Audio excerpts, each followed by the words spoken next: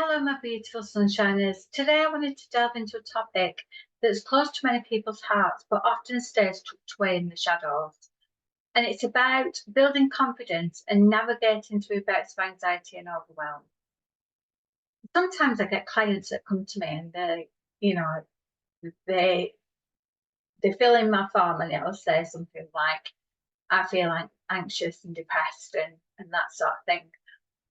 So we're booking for a call and we do our 20-minute assessment, which sometimes can go on for longer than that. So, and I ask the question,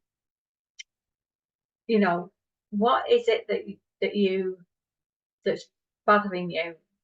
What is it where do you think your anxiety is coming from? And then they say things to me like, well, I've got no confidence. So then I ask, well, what does confidence mean to you? And a lot of the time, they don't actually know what it is that they feel that they need to. I just need to be more confident. But in what way? So I thought I would address this a little bit and talk about it just to see, what it is that we feel that we have to be confident about. So life can sometimes feel like a roller coaster ride, full of twists and turns that can leave us feeling uncertain and overwhelmed. It's okay to feel this way. It's okay to have moments of doubt and insecurity. But you know what? You are stronger than you think, and you have the power within you to rise above these challenges. Sometimes when I say that to people, they're, no, I can't do that. It's just not in me. I just can't do it. I don't have the confidence to do that.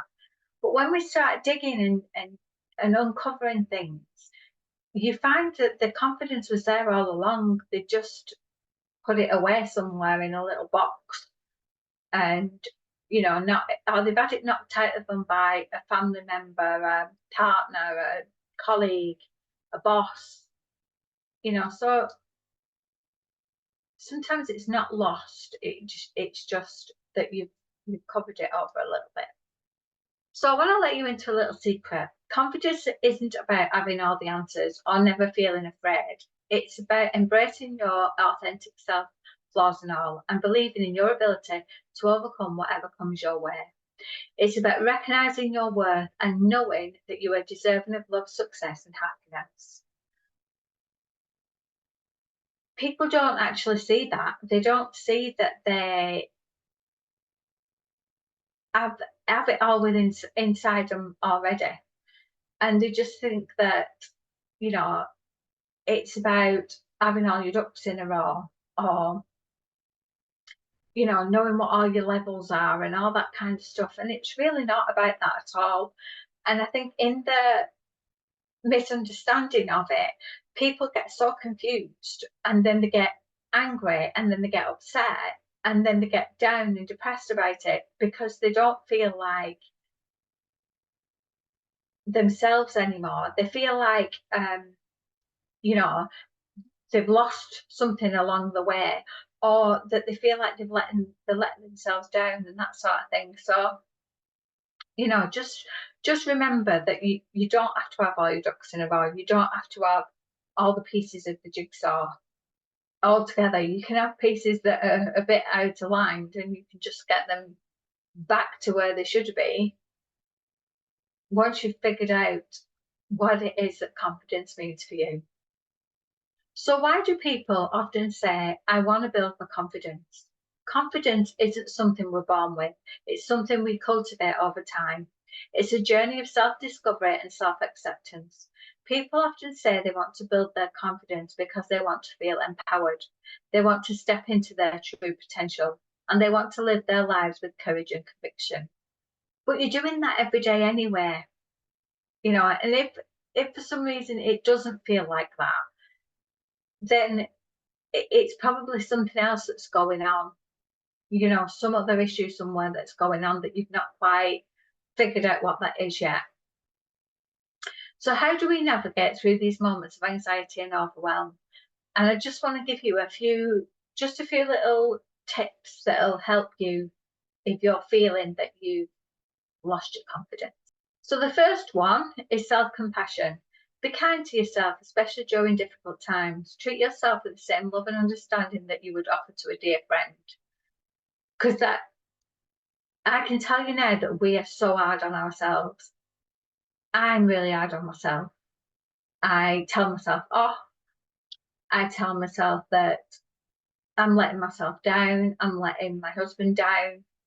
And, you know, and I can really get quite up about it until I recognise that that's what I'm doing. And then I'm like, no, I appreciate what you're trying to say to me, but that's not the case. This is just, I'm just having a bit of a stumble today. So, you know, make sure that you're talking to yourself in a nice way and that you're not always being horrible and putting yourself down and, you know, making yourself feel like this big. The next thing you could do is break it down. So when faced with overwhelming tasks, break them down into smaller, manageable steps. Focus on taking one step at a time and celebrate your progress along the way. This is a bit like goal setting. And, you know, with goal setting, we tend to do the big, hairy, scary goals and, you know, I want to get from here to here, but we don't think about all the steps that are in between. So write all them steps down, and then after each step, give yourself a pat on the back and say, you know, well done. I got this far. I now can manage this next step and the next step and the next step until you get to where you want to go. Because we don't give ourselves enough praises and enough pats on the back, and you know, and if we don't get there, then we tend to batter ourselves for that, and that's not a good place to be either. So, you know, break it down into manageable chunks that you can then give yourself a well done, a pat on the back, a little hug, something like that. Another thing that you can do is reach out for support. You don't have to go through this alone. Reach out to friends, family, or supportive community like ours at Your Time to Shine.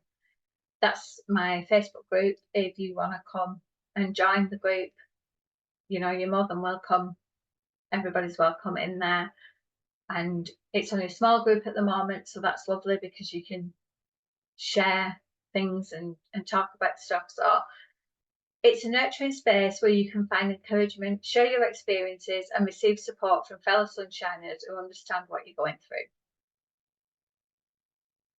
The next thing you can do is practice gratitude. I do talk about gratitude quite a lot, but I can't tell you how much it makes a difference if you're always in a grateful position and you practice gratitude every day, how much it can make a difference to your life. So take a moment each day to count your blessings and focus on the things that bring you joy and gratitude. Cultivate an attitude of gratitude can help you shift your perspective and bring more positivity into your life. You know, I have a gratitude journal, so every morning I'll write down the things that I've been grateful for from the day before, or the things that I'm grateful for this morning, you know, like having a beautiful cup of coffee and waking up in a lovely home and all that kind of thing. So, you know, it doesn't have to be something that's far out there. It can just be something really simple, like being grateful for having a car that you can go to work in, you know, that sort of thing. So if you're looking for a supportive community to journey through life's ups and downs with, I invite you to join Your Time to Shine community on Facebook. It's a place where you can find inspiration, encouragement, and a whole lot of love.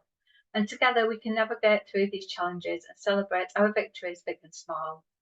Simply click on the link in the description below to join the community of Sunshiners today, and let's shine brightly together. Remember, my lovely Sunshiners, you are resilient, you are loved, and you are never alone. I shall speak to you all again soon. Bye for now.